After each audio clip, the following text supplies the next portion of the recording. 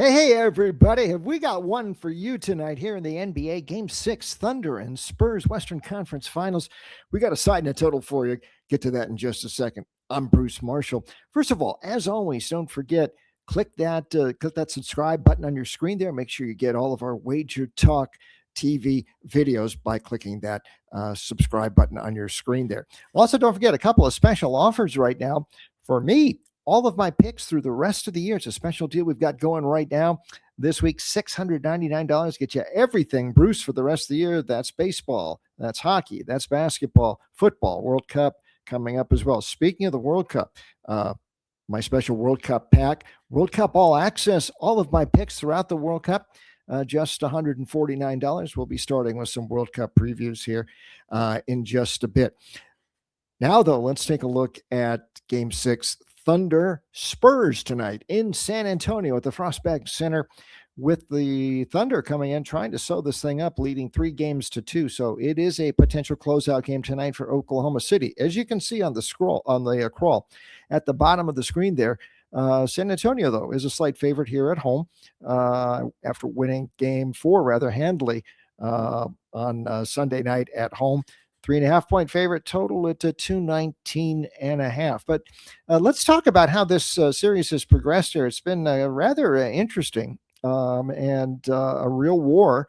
And the Knicks are certainly rubbing their hands together in anticipation of getting a worn-out Western Conference winner in the finals that will start next week on June 3rd. But what's happened in this series the past few games, especially since Game 1, really good adjustments made by Mark Daigneault, the Oklahoma City coach. Wemby, of course, we know had that monster game in Game 1, 41 points, 24 rebounds. He's had huge games all throughout the playoffs.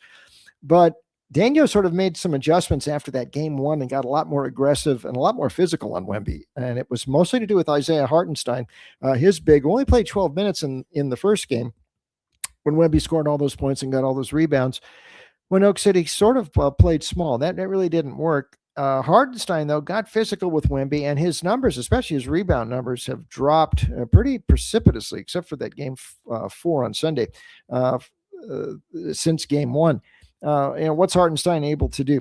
Well, he really, because of his size and his width there, he sort of takes away Wemby's ability to get into the paint. That gets down on the blocks there.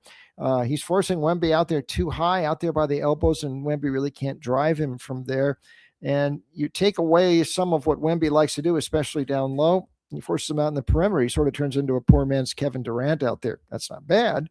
But if Hartenstein can play him physical, that's been a bonus for Oklahoma City. Now, he needs some help from the refs as well. If they call it tight, it could be a problem. And Wemby could still go off like he did in Game 4 on Sunday with 33 points. So that's worked for the most part for Oklahoma City, and it has helped them get back and in control this series, at least with a chance to close it out here on Thursday night. But this game is in San Antonio, and I know the Thunder did win Game 3 last Friday here at the Frostbank Center when the Spurs really had some trouble offensively with missing shots, but it was a Thunder wipeout loss on Sunday. They lost 21 points. They only 6 for 33 from deep.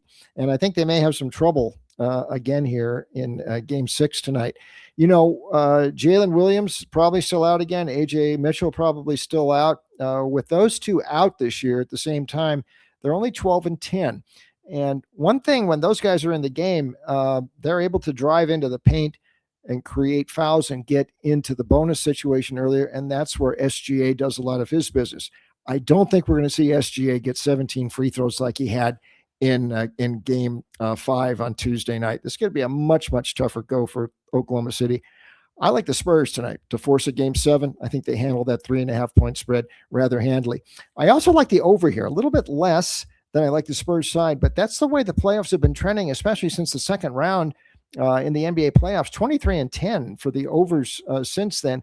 This series has gone over 4 of 5 thus far. Of course, we know they had that double overtime in Game 1 that certainly helped out the over in the opener of this series. But keep in mind, Oak City, though, there's a lot of different ways they can hurt you. They've scored 120 or more in 3 of the past 4 games. But San Antonio able to keep pace, I think.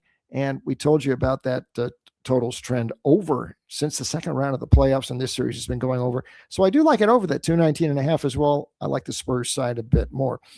Okay, we'll be back later in the week to talk about some soccer. That'll be coming up next. We'll get more NBA as that comes up. Remember, check out the screen there. If you have any comments, I'd love to hear from you. You can certainly go on the screen there and fill out the comments there. Love to hear from you. And don't forget my special offers, especially that World Cup package coming up, $149, all access, all my picks for the World Cup starting in a couple weeks.